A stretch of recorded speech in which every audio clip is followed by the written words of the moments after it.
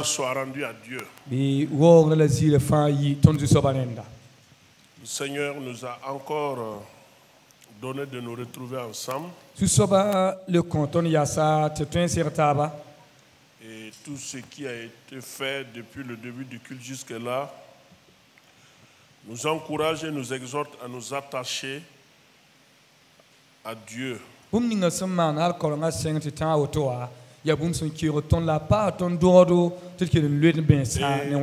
départir de tout ce qui est contraire à la vie biblique.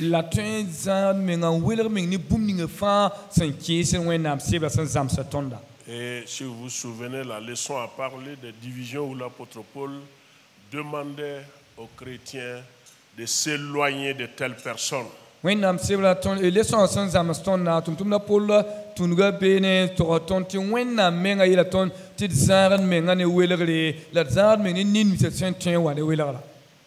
sommes à des moments de l'histoire de l'Église, que ce soit au niveau national, un peu partout, chacun veut faire valoir sa propre résolution, sa propre pensée.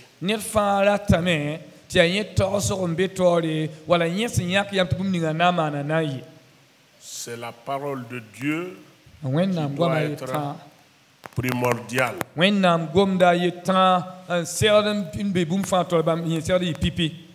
D'autres, c'est pour des intérêts égoïstes. Ce sont des agissements de manque de maturité spirituelle aussi.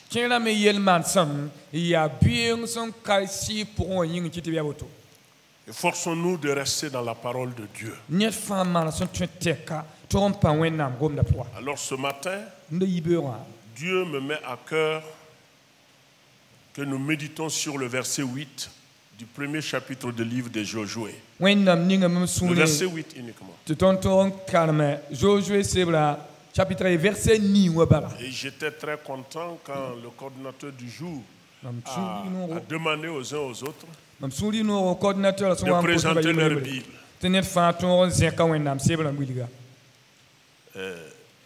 Mais j'ai vu des endroits où il n'y a pas de Bible.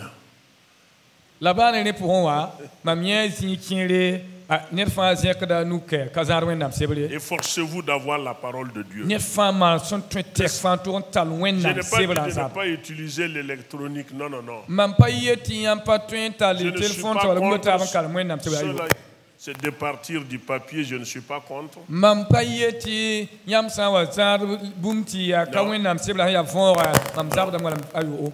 vous demande de vous efforcer d'avoir la Bible avec vous. Ce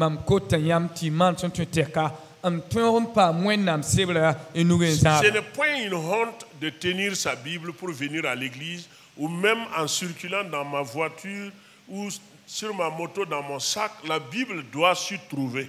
Ne soyez pas gênés de porter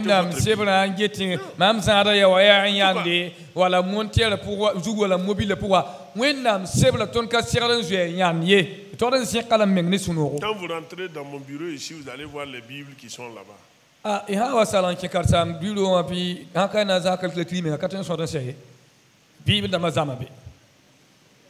Il y a souvent 2 ou 3 dans ma voiture. En tout cas, ma voiture n'a jamais manqué de Bible.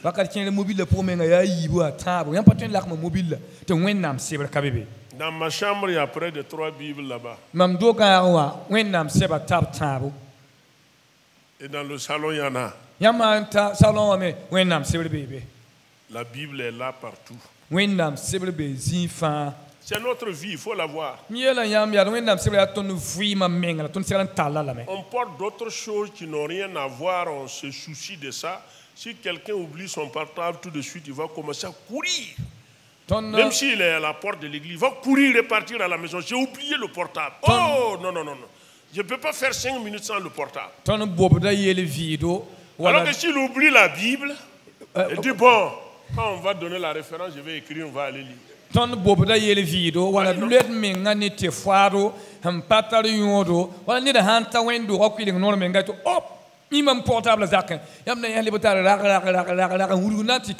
La yan fe mbata wata wende waport no nyim tete yima Bible ayel kabe nangul ham yam halim tete zakem nan karme. Donnez-nous notre texte, Josué 1, le verset 8. Josué chapitre 1, verset 9. Que ce livre de la loi ne s'éloigne point de ta bouche. Médite le jour et nuit pour agir fidèlement selon tout ce qui est écrit. Car c'est alors que tu auras du succès dans tes entreprises, c'est alors que tu réussiras. Josué chapitre 1, verset 9. Ta sakte vnor baston raseb wam torsoye. Ta sa yel winto no yongo. Te fote un gousuf menga man bum ni se fa sangul sa pourwa. Ya woto lav zugna yinoro toftor neftuma amina. Alléluia. Gloire à Dieu. Notre Dieu est vivant. Ton wena ma vuime amina.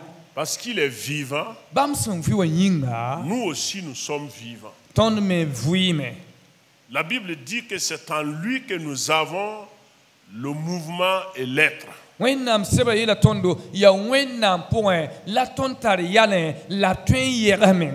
Et comme il est vivant, il parle. Il parle. Il parle par la nature.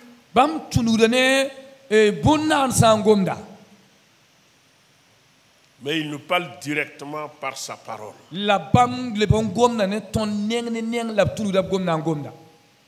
Et si Dieu parle, Job dit dans son livre,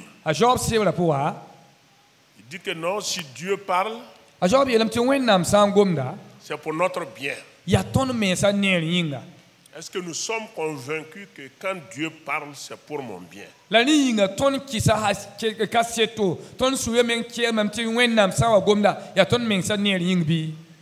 faut qu'on soit d'accord sur ce point-là d'abord. Est-ce qu'on est d'accord que quand Dieu parle, c'est pour mon bien?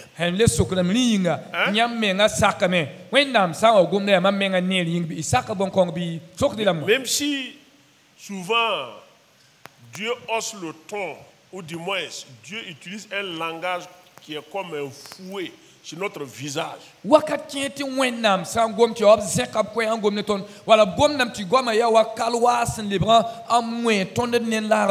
Est-ce que nous sommes d'accord que c'est pour notre bien? Non,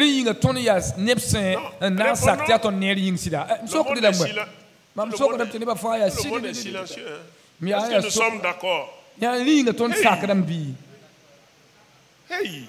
Hey. Alléluia. Ça, quand Dieu parle, je veux que tu sois sûr et certain. Quand Dieu parle, c'est pour ton bien. Ça, quand on dit que la parole de Dieu, la Bible est infaillible.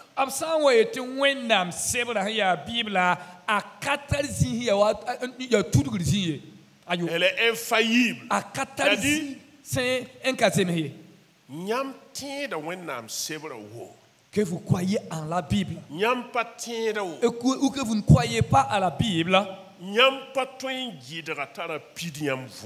ne pouvez pas l'empêcher de s'accomplir dans vos vies.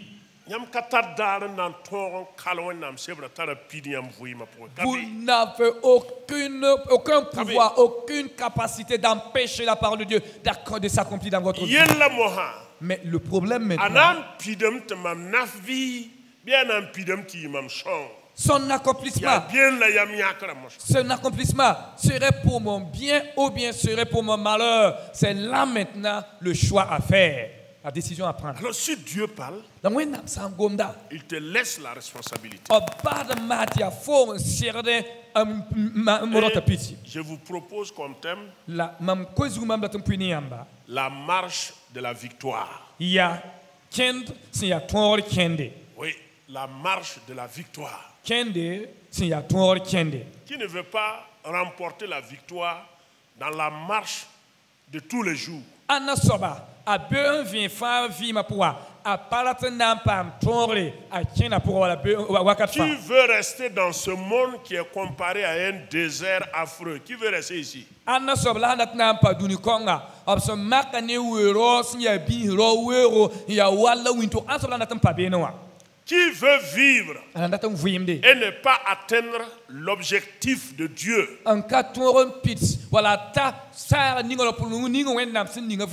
Et si Dieu s'adressait à un homme comme vous et moi, mais ce n'était pas la première fois que Dieu lui parlait de cette manière. Mais la seule différence est que dans ce texte-là, Dieu lui parle directement. Il s'agit de Josué, le successeur de Moïse. Dieu lui parlait directement ici. Mais à d'autres fois, Dieu lui a parlé au travers de Moïse. Et Moïse l'instruisait. Et quand vous regardez, ce que Dieu est en train de dire ici est une confirmation pour que Josué continue de cultiver cette habitude qu'il avait de méditer la parole de Dieu.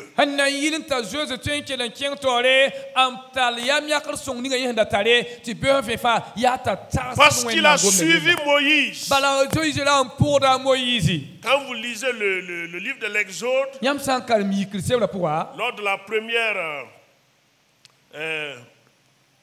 présence de Moïse sur la montagne, Josué était à ses côtés. Et Moïse lui montrait ce que Dieu recommandait. Et Josué est resté soumis à la parole de Dieu. Jusqu'à un moment donné où Dieu dit à Moïse que tu vas partir. Et Moïse dit à Dieu, mais si tel est le cas, trouve un homme qui va se mettre à la tête d'Israël alors.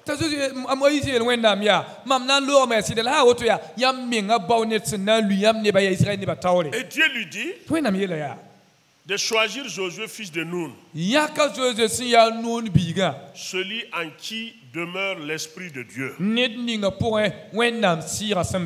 C'était également une de ses qualités aussi. Et voilà ici que Moïse n'est plus. Alors Dieu va parler à Josué maintenant. Mettant Josué sur sa responsabilité. Ce que Moïse t'a prescrit là, continue de méditer cette parole que Moïse, mon serviteur, t'a laissée.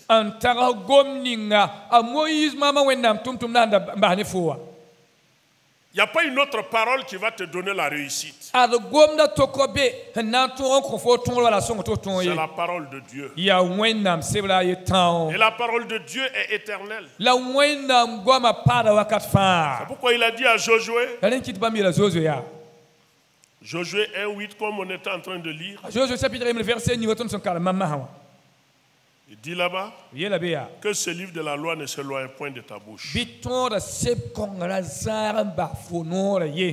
Que ce livre de la loi ne s'éloigne point de ta bouche. Il avait recommandé à Israël dans le Deutéronome que tu prendras le soin même d'écrire. D'écrire ma parole sur tes portes. Et que tu parleras de ça quand tu seras assis. Quand tu iras en voyage, tu parleras de ça. Afin que tes enfants puissent l'apprendre à leurs enfants ainsi qu'à tout de rôle.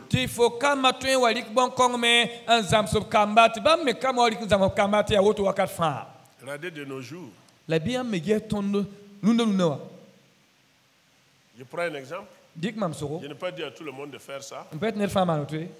Chacun est libre. Vous partez dans les maisons des gens. Vous n'allez voir aucun signe de la parole de Dieu, ni rien qui prouve même que ce n'est que ce que tout le monde fait. Ils font chez eux.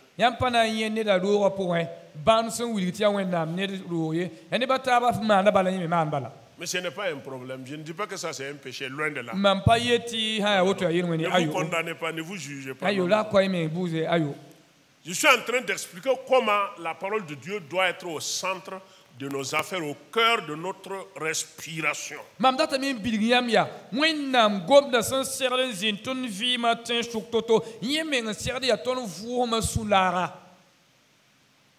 j'ai décidé de mettre la Bible, le dessin de la Bible dans ma maison et des versets. Que ce soit au salon, que ce soit dans la chambre. Même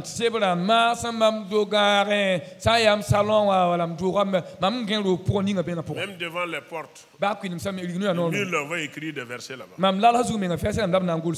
C'est très important. Je ne suis pas fanatique. Je ne suis pas fanatique, je suis un conservateur, c'est tout.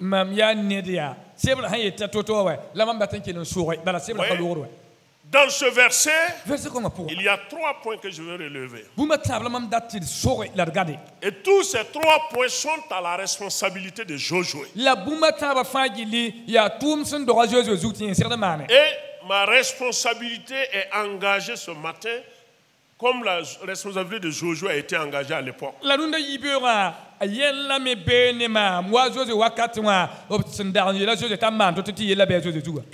a été dit à Josué que ce livre de la loi ne s'éloigne point de ta bouche. Pour que ce livre de la loi ne s'éloigne point de ta bouche, il faut que ce livre de la loi soit d'abord dans ton cœur. Car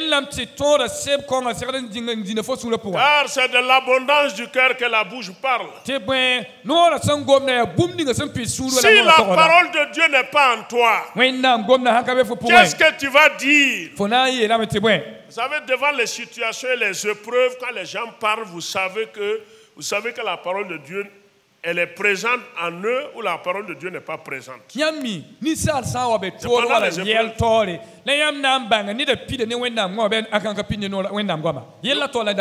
pose la question. Quelqu'un est insulté. Et immédiatement, il réagit sur le champ par des injures. Ça veut dire que ce sont ces choses-là qui sont dans son cœur. Et sa bouche ne fait que confesser cela. Donc, pour que la parole de Dieu soit dans la bouche de Josué, voilà le premier point que Dieu a demandé à Josué. Il a dit de méditer. Médite-le. Méditation, la méditation. La méditation biblique. Est-ce que c'est lire la parole de Dieu comme ça? Faire un survol? Non. C'est passer un moment profond de réflexion sur ce que nous venons de lire. Et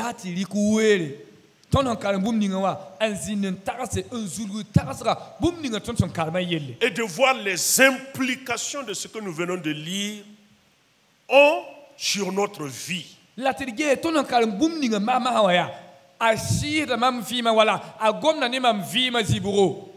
S'agit-il d'une interpellation à mettre ma vie en règle?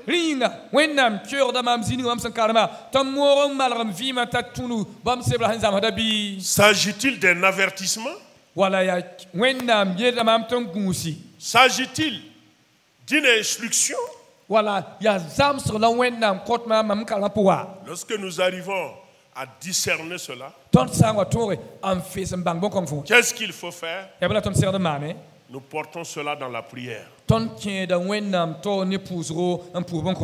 Et la prière Le Saint-Esprit descend et enracine cette parole en nous. Parce qu'il nous a révélé toutes les implications de ce que nous venons de lire. C'est ce que Dieu a demandé à Josué. Et il dit à Josué, pour le deuxième point, parce que je veux respecter notre temps, pour le deuxième point, il dit d'agir. L'action.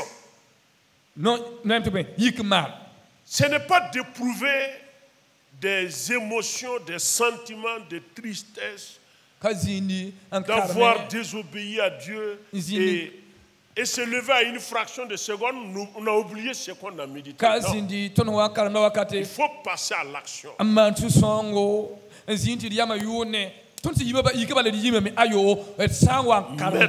en pratique, agir fidèlement, point par point, selon ce qui est écrit.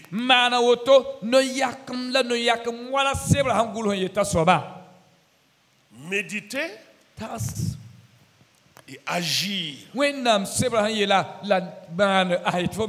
et de manière fidèle. Non pas pour un homme, mais pour Dieu. Parce que c'est ta vie. Et le troisième point, c'est le temps, l'importance du temps ici. Il dit à Josué que c'est de jour comme de nuit.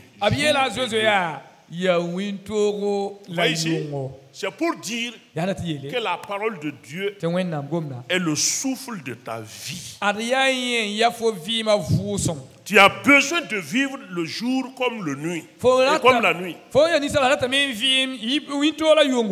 Est-ce que tu vas dire que bon,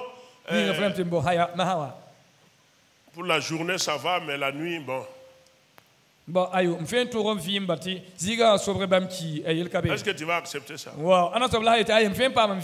C'est ton souffle de vie. Il faut méditer la parole de Dieu. Et je vous exhorte, peuple de Dieu, quelles que soient nos affaires, en toute honnêteté, quelles que soient nos affaires,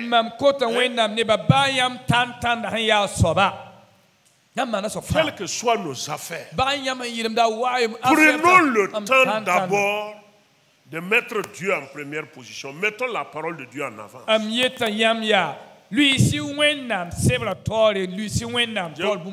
Je vous ai raconté l'histoire de ce cultivateur qui était tellement pressé. C'était en mois de juin. Vous savez que le mois de juin, ce sont les semis.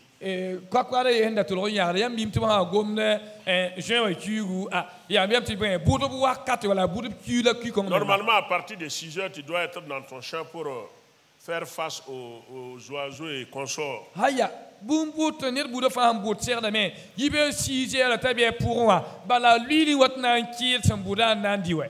lui, dans la fatigue, certainement, il a dormi, il s'est réveillé en retard. Il s'est réveillé à 6 heures. Vous savez ce qu'il va dire? Qu'il va arriver au champ avant de prier. Il est sorti à la vitesse. Arrivé au champ, il s'est assis pour prier. Vous savez, vous-même, vous savez que ce n'est plus une prière. Parce que son cœur n'y est pas. C'est la forme. Et après avoir fini de prier, il s'est rendu compte qu'il a oublié ses semences à la maison. Il a rebroussé chemin encore pour aller chercher.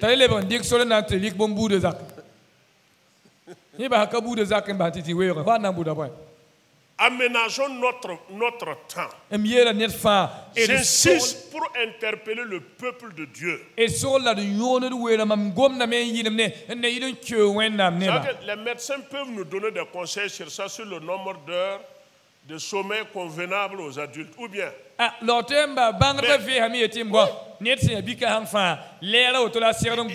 a des adultes qui veulent dormir comme des bébés.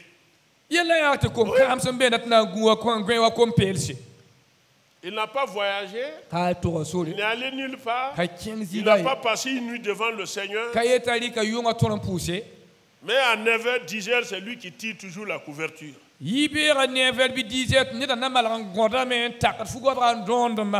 est la place de la méditation? Voilà pourquoi beaucoup même sont surpris par certains événements qui les assaillent en plein jour au cours de la journée.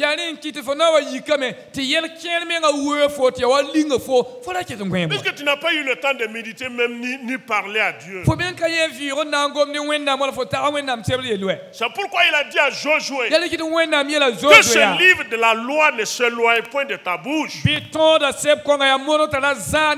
tu le médite jour et nuit. Si la parole de Dieu est dans ton cœur, ta bouche proclamera la parole de Dieu. Et à toutes les étapes de la marche, tu auras toujours des paroles de victoire. Tu ne vas jamais professer des paroles de défaite. Mais si nous ne la méditons pas,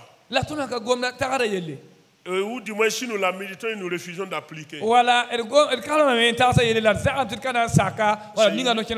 c'est inutile. Les deux verbes, ce sont des verbes d'action. Le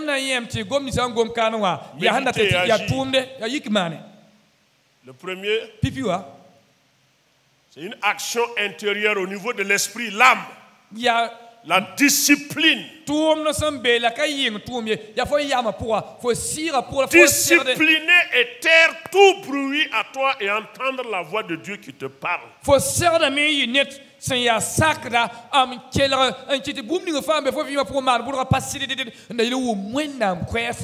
le deuxième verbe, ça c'est le physique. L'action physique, c'est-à-dire vivre la réalité de ce que tu as reçu à l'intérieur.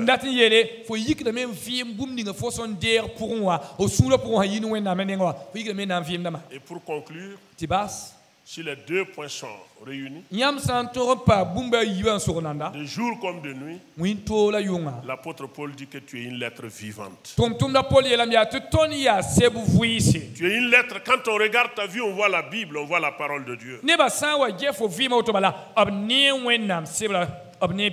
Que Dieu vous bénisse. Amen. On se tient debout. On va rendre grâce à Dieu. On a déjà prié pour d'autres sujets. Nous allons rendre grâce à Dieu pour sa parole. Et demander à Dieu de vous accompagner. Pour la gloire de son nom. Excellent Père. Merci. Dieu de toute compassion et Dieu de bonté. Merci pour cette parole puissante et merveilleuse. Oui, que j'aime tant et que tu m'as donné, Père. Je prie que tu me donnes le désir ardent, l'amour profond pour méditer cette parole, pour la vivre, afin de réussir. Car tu m'as promis la réussite, tu m'as promis la victoire, tu m'as promis le succès dans la marche. Et je vais réussir. Père, merci de bénir cette parole à moi, au nom de Jésus. Amen. Amen. Amen. Excellent Père, Dieu de compassion. Oui, ta parole nous dit que c'est toi qui nous donnes le vouloir et le faire. Donne à mes frères et à mes sœurs, à nous tous ici présents, dispose nos cœurs et rends-nous capables de vouloir et de faire. Nous voulons méditer ta parole. Nous voulons agir fidèlement selon ce qui est écrit. Car tu nous as appelés à la victoire. Tu nous as appelés à réussir. Aide-nous, Seigneur. Accorde-nous cette grâce. Accorde-nous cette grâce. Et bénis ton peuple. Ton peuple qui repartira encore dans leur demeure. Que ta main soit sur eux. Et que ta bénédiction se manifeste dans leur champ, dans leur service, dans leurs entreprises, dans leur commerce, dans tout ce qu'ils entreprennent. Que ta main y soit. Et que tu bénisses, Seigneur. Que tu accordes la joie, la paix et la vie abondante à ton peuple.